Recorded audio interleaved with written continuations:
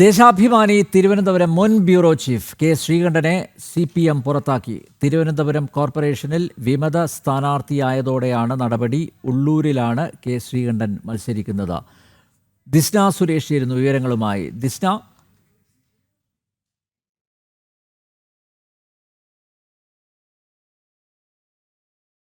ശ്രീനന്ദയിലേക്ക് പോകുന്നു.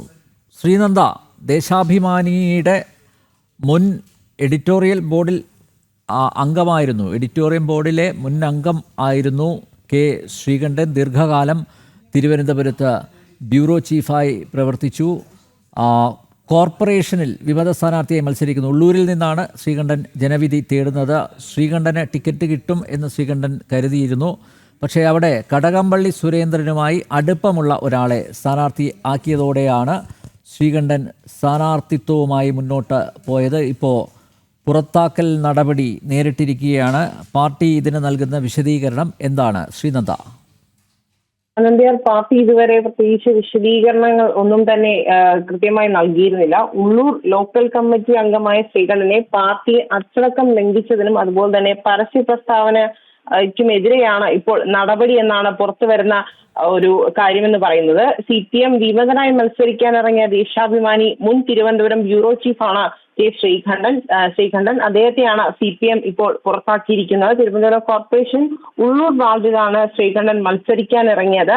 തന്നോട് പാർട്ടി സ്ഥാനാർത്ഥിയായി മത്സരിക്കാൻ തയ്യാറെടുക്കാൻ കടകംപള്ളി സുരേന്ദ്രൻ പറഞ്ഞിരുന്നുവെന്നും പിന്നീട് കബളിപ്പിച്ചെന്നുമാണ് ഇപ്പോൾ ശ്രീകണ്ഠൻ ആരോപിക്കുന്നത്. ഇതിനെതിരെയാണ് പാർട്ടി അച്ചടക്കം ലംഘിച്ചുവെന്നും അതുപോലെ തന്നെ പരസ്യ പ്രസ്താവന എടുക്കുമെന്നുള്ള ഒരു കാര്യം പറഞ്ഞുകൊണ്ട് ഇപ്പോൾ ഈ ഒരു നടപടി പാർട്ടി സ്വീകരിച്ചിരിക്കുന്നത്. പ്രത്യേകിച്ച് എന്താണ് ഇതിന്റെ യഥാർത്ഥ കാരണം എന്നുള്ള ഒരു വിശദീകരണവും പാർട്ടിയിൽ നിന്നും ഇതുവരെയും ലഭ്യമായിട്ടില്ല. അച്ചടക്ക ലംഘനം എന്ന് മാത്രമാണ് പാർട്ടി ഇപ്പോൾ പറയുന്ന ഒരു കാര്യമെന്ന് പറയുന്നത്. ഇദ്ദേഹം വിമതനായി മത്സരിക്കാൻ ഇറങ്ങി എന്നുള്ളതാണ് ഇതിന്റെ യഥാർത്ഥ പ്രശ്നമെന്നും തനിക്ക് സീറ്റ് തരാമെന്ന് പറഞ്ഞതിന് ശേഷം ഇത്തരത്തിലൊരു നടപടി സ്വീകരിക്കുന്നത് വളരെ മോശമായ ഒരു കാര്യമെന്നുമാണ് അദ്ദേഹം പ്രതികരിച്ചിരിക്കുന്നത്. എന്തായാലും ഈ ഒരു നടപടിക്ക് പിന്നാലെ CPM എന്താണ് ഇനി ഉറ്റുനോക്കുന്നത് എന്നുള്ള ഒരു കാര്യത്തിലൊക്കെ തന്നെ വ്യക്തത വരുത്തേണ്ടതുണ്ട്. ഇനി ആരാണ് അവിടെയുള്ള സ്ഥാനാർത്ഥി എന്നുള്ള കാര്യത്തിലൊക്കെ തന്നെ ഒരു തീരുമാനം ഉണ്ടാകേണ്ടത് അത്യാവശ്യമാണ് എന്നാണ് നമുക്കിപ്പോൾ മനസ്സിലാക്കാൻ സാധിക്കുന്നത്. എന്തായാലും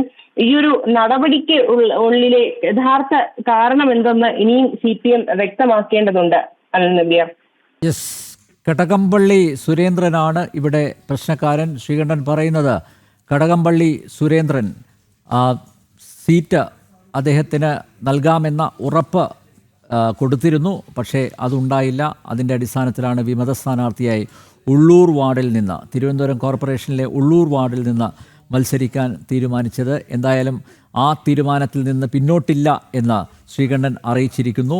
ശ്രീകണ്ഠനെ പാർട്ടി പുറത്താക്കിയിരിക്കുന്നു. CPM പാർട്ടിയിൽ നിന്നും ശ്രീകണ്ഠൻ പുറത്തായിരിക്കുന്നു. ദേശാഭിമാനി മുൻ ബ്യൂറോ ചീഫാണ്, തിരുവനന്തപുരം മുൻ ബ്യൂറോ ചീഫാണ് ശ്രീകണ്ഠൻ.